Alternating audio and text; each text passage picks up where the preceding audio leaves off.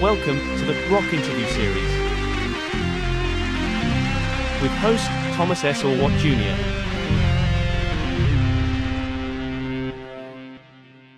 Welcome to episode number 97 of the Rock Interview Series.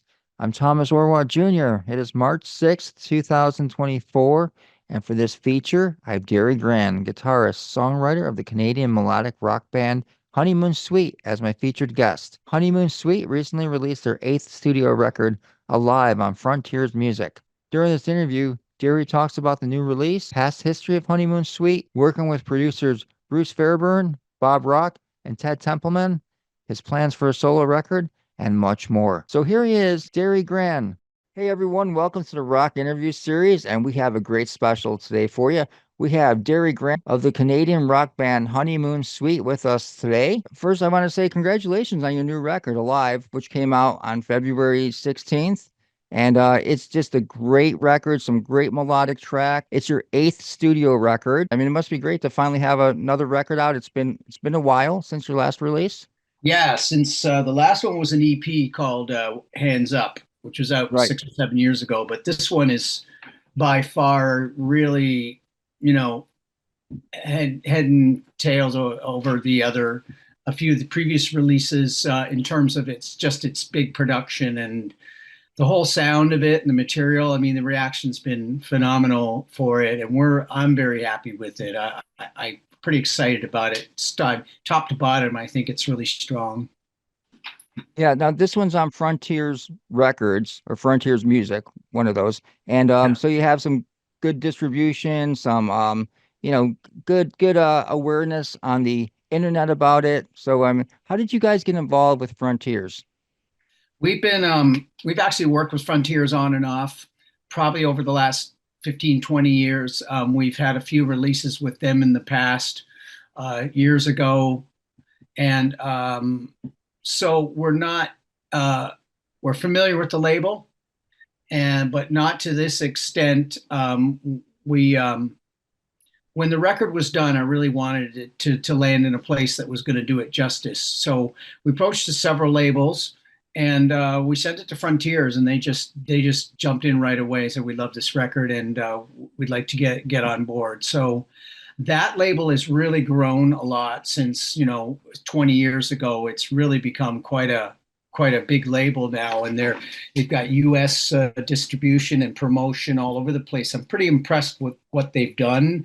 It used to be just an Italian thing in a bit of Europe, but they're like all over Europe and UK, and now in the U.S. they've done a great job. So they were excited about taking the record on, and when I looked at the choices of other labels, this was the best way to go, and I'm glad we did. Yeah, pretty much every band I like is on Frontiers. I mean, seriously, I mean, they have so many, and it's like, especially for people that love, 80s type, bands from the 80s, I guess. Yeah, If and Frontiers just seems to be picking those up, left and yeah, and a right. So lot that's of good. European, heavy metal stuff, Right. melodic rock. That's the only drawback, I think, in the past of Frontiers. They put so many albums out like every week. It's just, so I was afraid of getting lost in the shuffle, but I think ours stands out against the normal stuff they put out, which is kind of heavy and metal, which is another genre. But I think we're getting a little more attention with what we're doing with them.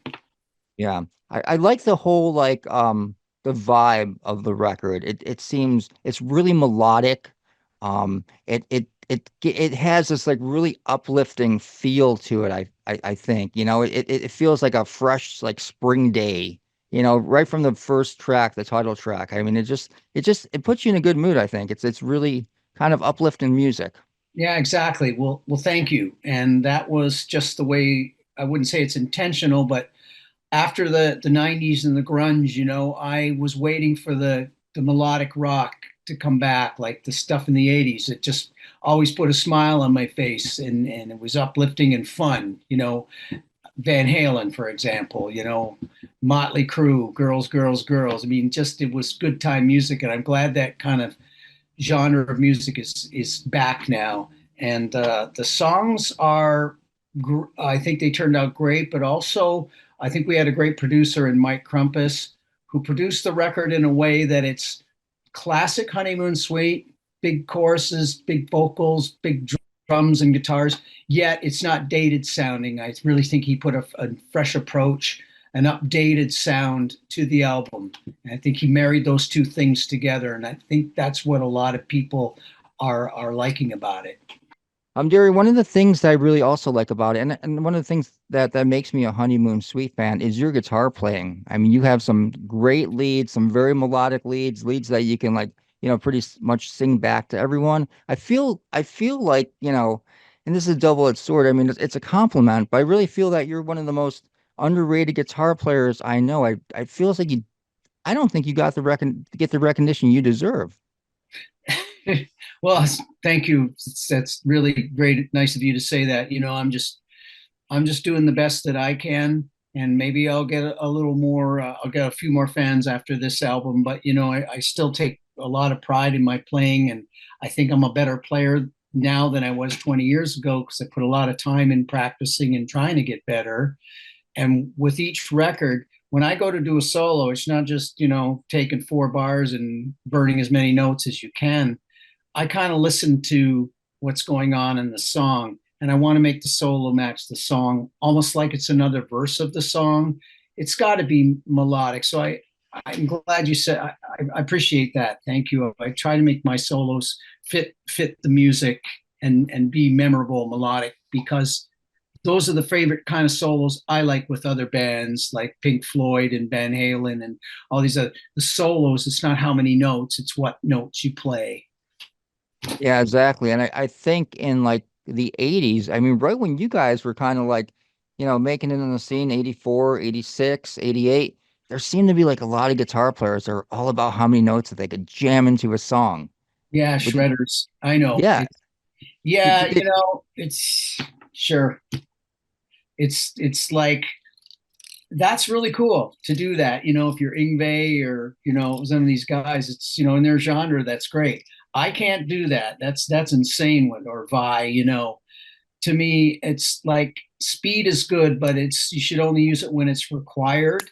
And you listen to David Gilmour, he can play 5 notes and it'll kill you. It's so good. It's what notes you play. So I try and do a bit of everything.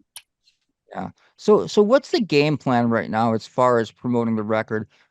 It's interesting because with me being in Buffalo, I kind of have a different perspective of Honeymoon Suite over your career because we're so close to the border.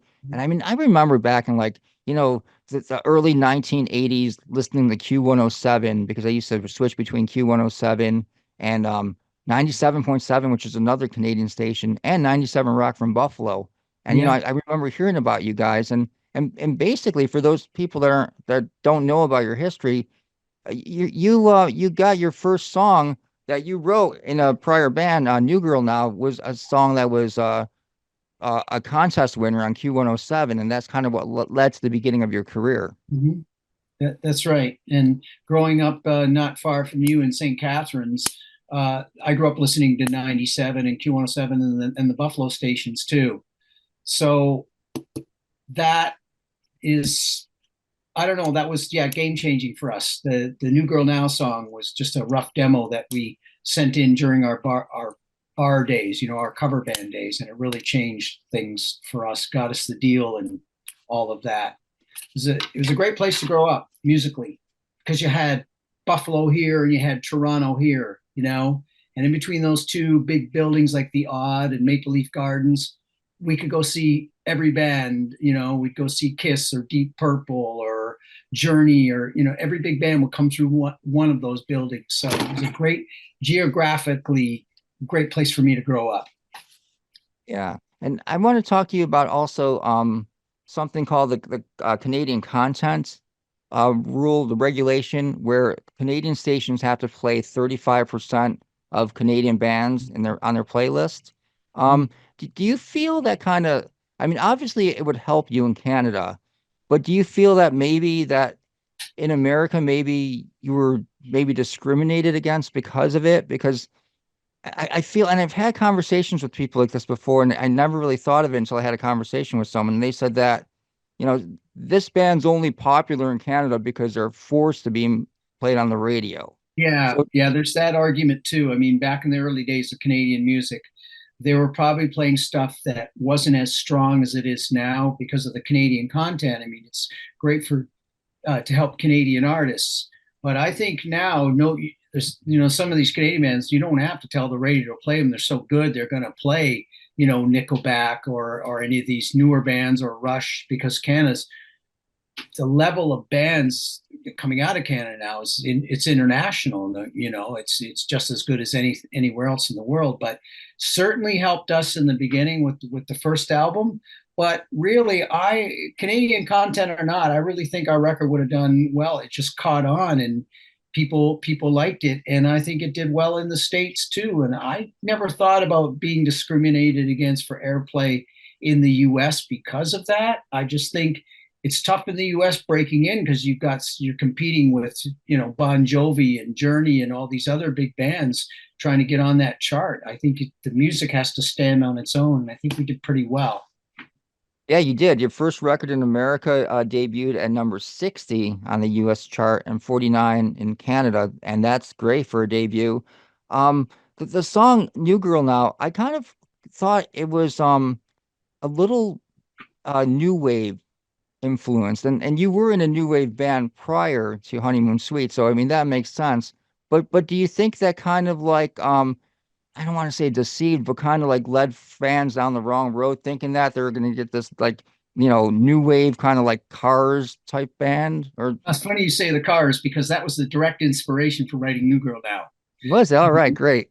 I was in college when I wrote that song, and I was listening to the first Cars record, the second Cars. I love that band. So New Girl Now actually came out of that. It's very influenced by that. But when I got in Honeymoon Suite, no, Johnny was, he was into rock and wanted a keyboard in the band. So we were never going to be a new wave band. But you are correct. I wasn't a new wave band when I was in college. Like when new wave was really big, and there was XTC and Early Police and all those bands and the Clash. That's what was going on at the time. So I played in a band for a couple of years just because that was, an opportunity that I had. But after college, when I moved up to Toronto, I always wanted to be in a rock band, and I brought New Girl Now with me. And when I played it for Johnny in the bar days, he said, let's throw that one in the set and make it like not so much new wave, but more rock, which is what we did. So we ended up, no, we never wanted to be new wave. It's just, that's just kind of New Girl Now. That way, that's how Yeah. I came out. Yeah, because I remember when I first heard that song on I think it was probably Q107, I kind of thought, oh yeah, that's cool, new wave band, but I'm more into like rock music, and then I kept hearing it's different singles from you guys, and it's like that's the same band that did that song. Wow, that's crazy. Yeah, that's funny because you listen to our first album, it's all kind of all over the place musically, but in a good way. There's a bit of everything because you've got New Girl Now and Burning in Love, which are rock tracks. And then you got a song like Wave Babies, or Face to Face. There's really a lot of things going on there. That's just what comes out of me when I write. And to me, my favorite albums are bands that, like Queen, for example, on their albums, they're all over the place. You never know what the next song is going to be, But I like that about them. There's a variety, but it's still Queen in the end. Yeah, yeah, definitely. So you guys were off to a pretty good start. You're on Warner Brothers Records, right, in the United States at the Mhm. time, or Into WIA Canada initially in the deal, and then we got in the U.S. Warner Brothers took us on down there, which is really cool because my favorite bands, growing up. I mean, my favorite band when I was a kid was Deep Purple and Ritchie Blackmore, and I used to bring their albums home and look at the Warner Brothers label as it went around, on the thing, and it was really cool. Full circle moment for me to actually get a Honeymoon Suite record that said Warner Brothers on it. I'm like, this is awesome. yeah, was there other labels that were interested also in signing the band? And I mean, back then I remember reading in magazines about bidding wars, $1 million bidding wars for these new bands. Did you guys go through anything like that, or was it just Well, pretty much? yeah, no, I don't know about bidding wars, but when WIA was interested in us, at the time it was called WEA, which stood for Warner, Elektra, and Atlantic. It was three labels together as one Canadian label. So I remember we were playing a club right before we got our deal, and it was a showcase, but we just thought it was a bar gig. And unbeknownst to us, they'd flown up A&R people from Warner, Elektra, and Atlantic from LA. They were all in the audience, but we didn't know that. So that night we played, and they all came back to the change room after, and like, what is this? And they're all like, we love you guys. We're going to go back and talk. And about a week later, Warner's came up with the best deal. So that's what happened there. Awesome. And as far as touring goes, I know you guys opened for Jethro Tull, which still I'm scratching my head on that one. Yeah, me too. Yeah, it was an American tour. How long was that tour with Jethro Tull? Oh, we went right across the country. It was a good couple of months, 3 months. And it was a very odd pairing.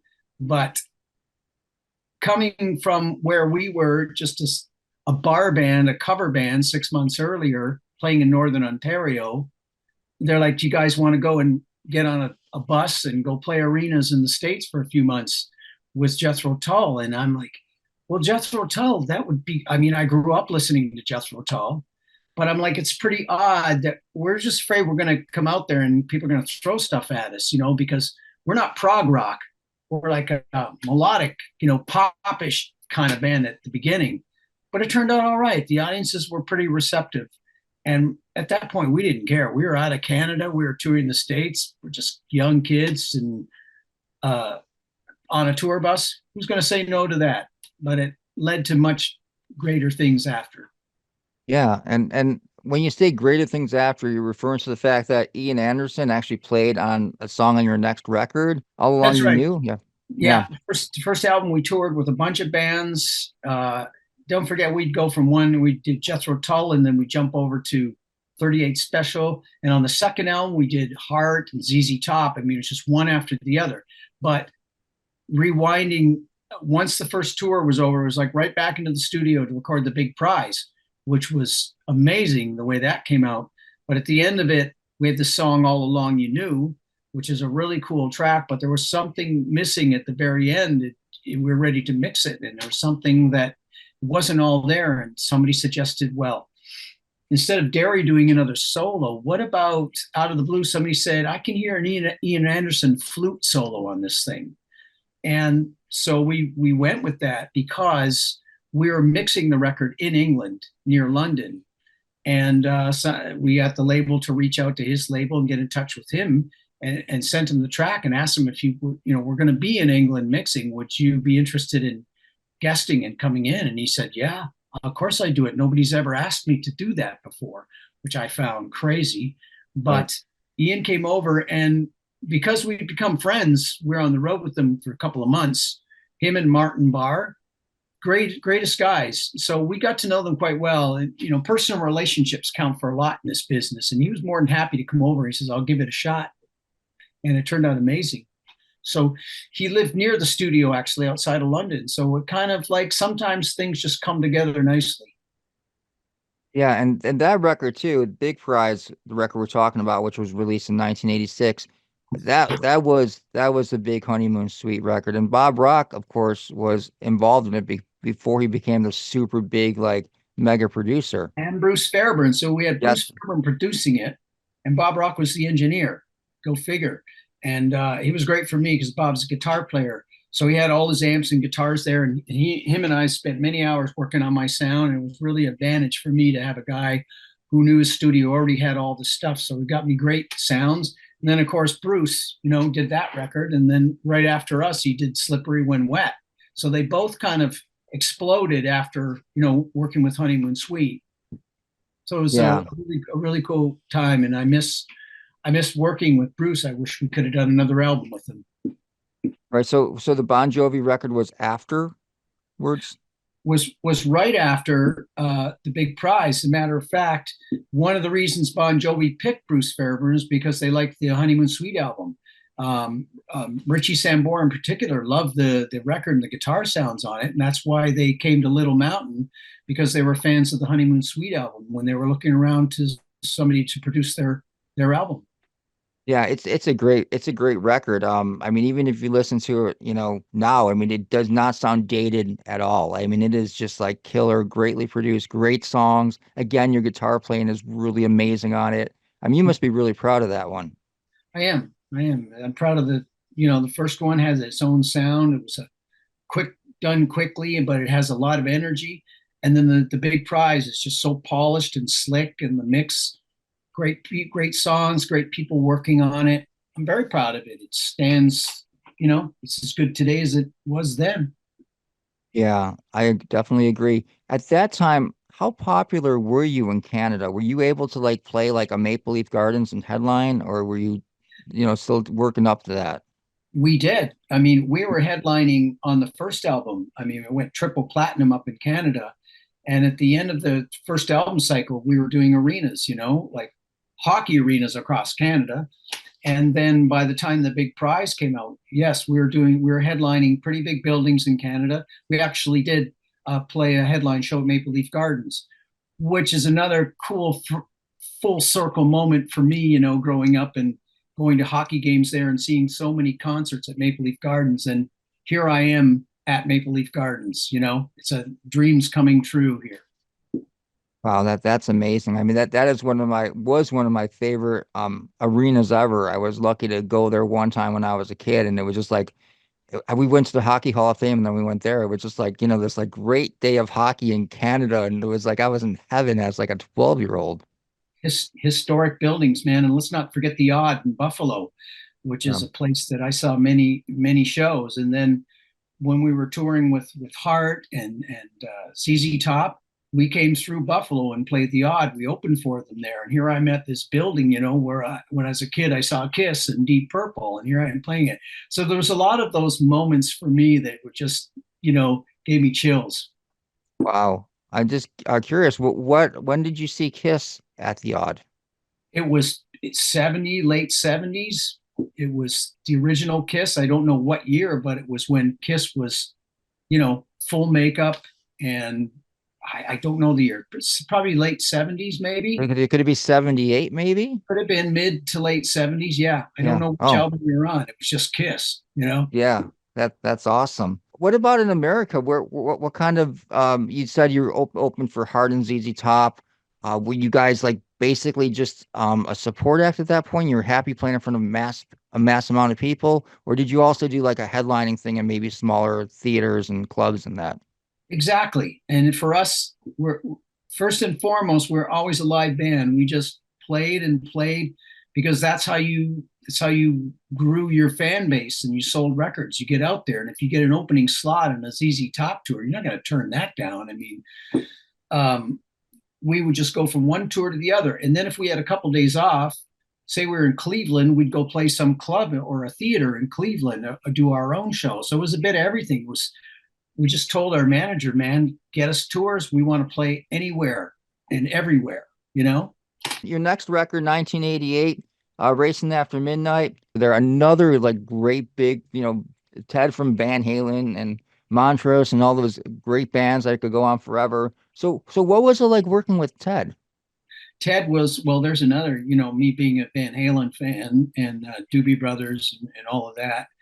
I knew who Ted Templeman was for many years because as a kid, I would always look who produced the record and that. So Ted was head of A&R at Warner Brothers. So there's that connection there. And we started out working with him because of the Lethal Weapon movie is how it started. They had this movie done, the first one, and nobody knew how big it was going to be. It was just another cop movie called Lethal Weapon. They didn't have the title song done for it, so it was already written, but they needed to get it recorded. So somebody suggested. I mean, Ted was a fan of our band; he'd heard of us because we were on the label, and I guess they sent the demo to me and Johnny and said, "Would you guys be interested in recording the title track?" So they flew us down to LA, and we went in the studio with Ted. That was the first time we met and worked together, and we recorded Lethal Weapon. And then following that, we were going into our second album cycle, the third album cycle, I should say, where we were looking for a producer because Bruce Fairbairn was not available. So Ted stepped up and said, well, maybe Ted said, I might be interested in producing the third album. So I'm like, fine by me, man. Like that was amazing. So that's how that started. So Ted would fly up to Canada and go into rehearsal with us and listen to songs. We'd go back and forth and write the record. And one day we're in LA and recording it. How intimidating is it working with a producer like that with such a reputation, and how much influence did Ted have? I mean, was he, having you guys like rewrite songs, or was he just pretty much taking your songs and just, making them the best he could make them? No, Ted's a song guy, a lot like Bruce Fairbairn was. Ted's a sweetheart of a guy. He wasn't, a dick or just, one of these overbearing people. He's a very low key, kind of laid back, soft talking guy, but he knows music because he started out as a musician, as a drummer and a singer and a song guy. And this guy had worked with Little Feat and the Doobie Brothers and Montrose and Van Halen. Look at the hits this guy has had. He knew what to do with the song. So with me, he would be pretty hard on me sometimes, sending me back to rewrite, but in a nice way because he just wanted to make it as good as he could. So he did his job as a producer, and that's what a producer should do. It's not kiss ass, it's like get the best out of the song, out of the band. You got to be tough sometimes. Yeah, to me, when I listen to that record, it really sounds like you guys were going for that big, like, arena rock like sound and arena rock anthem maybe, and trying to like take it to the next level. Do you feel like you were pressured into doing that, or is that where you wanted to be? I think that that record was a little more guitar heavy, and I think we were trying to get maybe a little more guitar oriented and not so much melodic. A lot of fancy keyboards and stuff. It didn't, that record didn't hit as much as we wanted it to. It didn't have that big single. And who knows why that didn't happen, but those were the best songs that we had. And I think we did a great job on it. And for whatever reason, it didn't, go top 10 or whatever. It did pretty well, but it fell below our expectations, but we just carried on after that. Yeah, it actually did in Canada. It did better than Big Prize. It got up to number 6 on the Canadian charts. I mean, you never know what's going to happen when you release a record. And in the States, it came out, and I think it was because we'd been moving up the charts and the sales and everything else, but I think it fell short because we didn't have that, in my mind, that huge single, like Bon Jovi would have Living on a Prayer or something like that, just that breakthrough track that just breaks all the doors down and goes top 10, and then your record goes through the roof. So unfortunately, was it timing? Was it the label? I don't blame people. They just put it out, and sometimes it happens and sometimes it doesn't. Okay, so at that point, were you playing again, opening in the United States and headlining hockey arenas in Canada? Yeah, exactly. We did a big tour in Canada. We went over to Europe and did a tour with Saga. Another one was Status Quo. I mean, we did a tour in England. We toured all over Europe. Canada was huge, and the States, we did a few tours down there. I can't remember all the bands, but there's so many. We played with Journey and Bryan Adams. There was a lot, but because the record didn't break us wide open, we didn't do as much touring in the States. Mm-hmm. So what happened after that record? I mean, it wasn't really the best time for Honeymoon Suite. Tell us a little bit about. Well, you have to remember too, that was what, 87, 88. Yeah. What happened in the early 90s is grunge happened. Right. And it just killed a lot of us. Our type of bands of melodic rock just went down the tubes because all of a sudden it was plaid shirts and grunge throughout the 90s. So no matter how good a record you put out, it just wasn't in style to listen to melodic rock anymore. The kids didn't want that.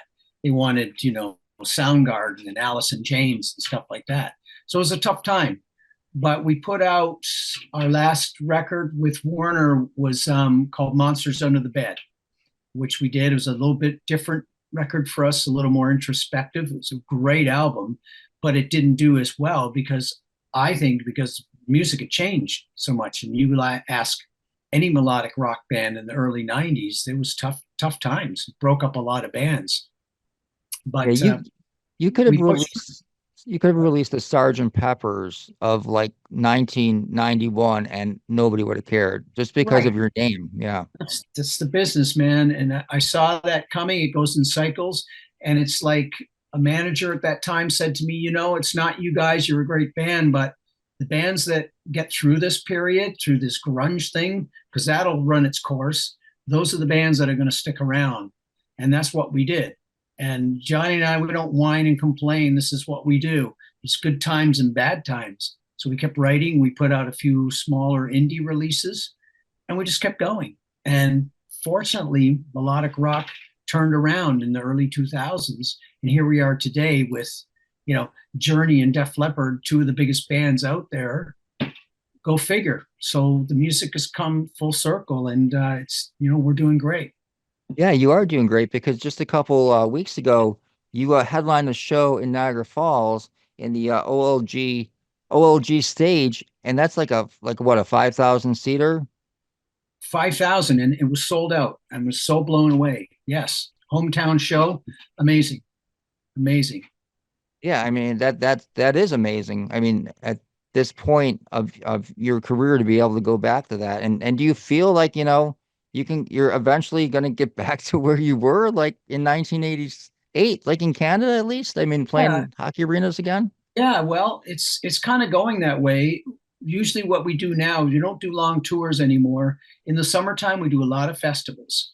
And we'll go out on a weekend and play two or three festivals in two or three different cities to really some really large audiences and then some arenas. So it's kind of grown. We've got ourselves back up to a level and it just keeps getting, bigger and bigger because there's not that many bands left anymore. So we're kind of filling that void and things are going really good for us in Canada, playing more in the States now. And we might do a long tour in the fall in Canada. So I think all those things are coming. And with the Yeah. strength of this new album, I think that's going to open some doors for us and just push it a little farther.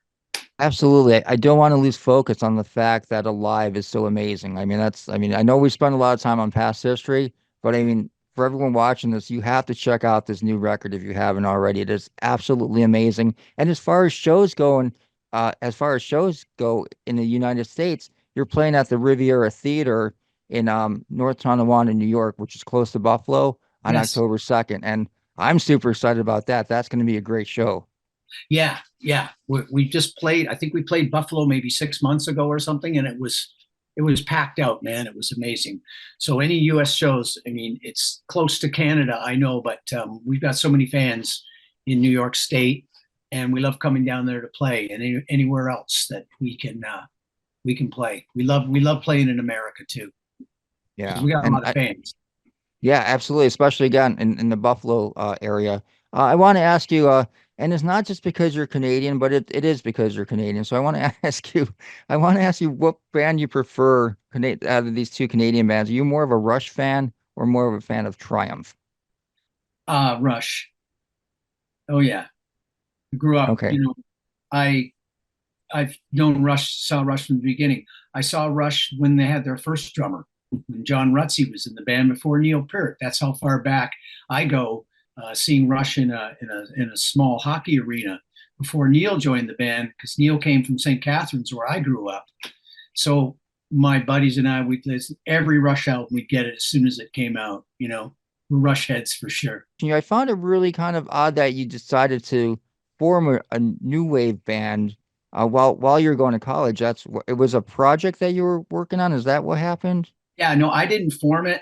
It was just a band that I was in a music course, a recording course, and Yeah. some of the guys in the course, a singer and a drummer, and a couple of guys formed a little record company. And as a project, they put together a new wave band called Steve Blimke and the Reason. And he was this quirky new wave singer.